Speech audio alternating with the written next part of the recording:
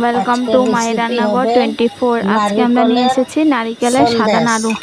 আমাদের নারিকেলের সাদা নাড়ু বানানোর জন্য এই যে নারিকেলটা নারকেল ভালো নিয়ে মতন আমি করিয়ে ব্লেন্ড করে বেটে নিয়েছি। মিক্স সাদা করে অংশটা, নিয়েছি। কালো অংশটা নেওয়া যাবে আর না। এইদিকে আর চিনি এখানে আমরা চিনি নিয়ে বেটে নিয়েছি পরিমাণ আমি মতন। একবারে এখানে মিক্স একটু করে বেশি নিচ্ছি। চিনি লাগবে, এটা গুড় এখন দিলে কিন্তু অন্য কালার নারকেল হয়ে আর যাবে, এই জন্য চিনির আমরা সাদা আজকের বানাবো, এই জন্য রেসিপি আমরা হবে এখানে গুড় ব্যবহার করব। নারিকেলের সন্দেশ। আর নারিকেলটা আমরা ভালো মতন করিয়ে ব্লেন্ড করে নিয়েছি।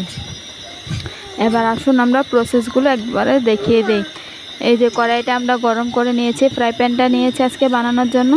এই যে এখানে আমরা নারিকেলটা দিয়ে দিচ্ছি। এই যে নারিকেলটা দিয়ে এবার একটু নাড়াচাড়া করতে হবে। আমরা নারিকেলটার সাথে কিন্তু চিনিটাও দিয়ে দিব। এই যে দেখুন, আমি নারিকেলটার সাথে এখানে চিনিটা মিক্স হবে। চুলার তাপটা কিন্তু লো থাকবে, হাই হবে না, লো আছে কিন্তু আমরা এটা বানাতে হবে। এটার বানানোর জন্য লাড়ুটা কিন্তু একদম পারফেক্ট হয়। এই যে আমি চিনিটা দিয়ে ভালো মতন নাড়াচাড়া করতে হবে। এটা অনবরত নাড়াচাড়া করতে হবে, না নাড়াচাড়া করলে কিন্তু এটা লালচে হয়ে যাবে। এটা আমরা সাদা রাখবো। সাদা রাখার জন্য একটু একটা বেশি নারিকেলের নাড়াচাড়া করতে সাথে হবে, আমি এক পা চিনি নাড়াচাড়া করতে দিয়েছি। হবে। এই যে দেখুন চিনিটা দিয়ে দিচ্ছে। এখানে কিন্তু একটু চিনির পরিমাণটা একটু বেশি দেওয়া হয়। চিনিটা দেওয়ার কারণে কিন্তু এই নাড়ুটা দেখতেও অনেক সুন্দর লাগে, খেতেও অনেক ভালো লাগে। একদম সাদা সাদা সন্দেশের মতন অনেক মজা হয় খেতে। এই যে এটা কিন্তু অনবরত এটা নাড়তে হবে। এটা নাড়তে নাড়তে কিন্তু এটার পাক এসে যাবে। চুলার তাপ কিন্তু হাই করা যাবে না, এটা লো আছে, সম্পূর্ণটা লো আছে সন্দেশটা বানানো হবে। এইভাবে করে আপনারা খেতে পারেন বা বিভিন্ন পূজার জন্য বানাতে পারেন। আমরা কিন্তু অনেকগুলো বানিয়েছিলাম লক্ষ্মী পূজার জন্য, ভিডিওটা করা হয় নাই, কাজের চাপ বেশি ছিল তো এই জন্য ভিডিওটা করা হয় নাই। এই যে দেখুন চিনিগুলো গলা শুরু হয়ে গেছে।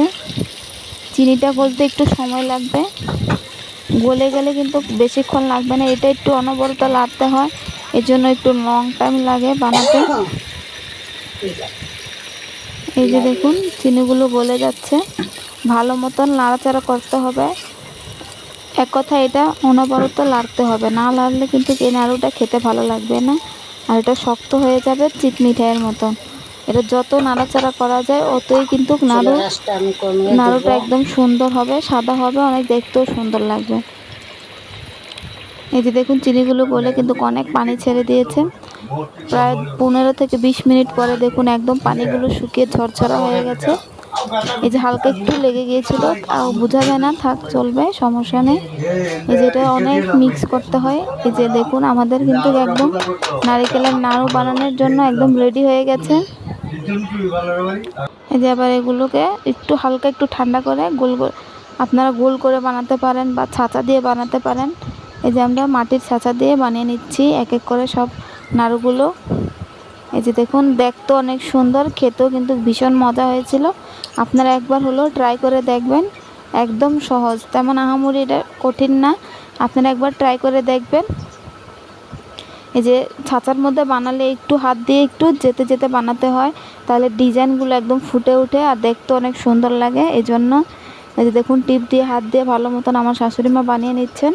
এটা যত ভালো মতন দুনো হাত দিয়ে যাতাতে হয় অত শেপটা আরও সুন্দর আসে।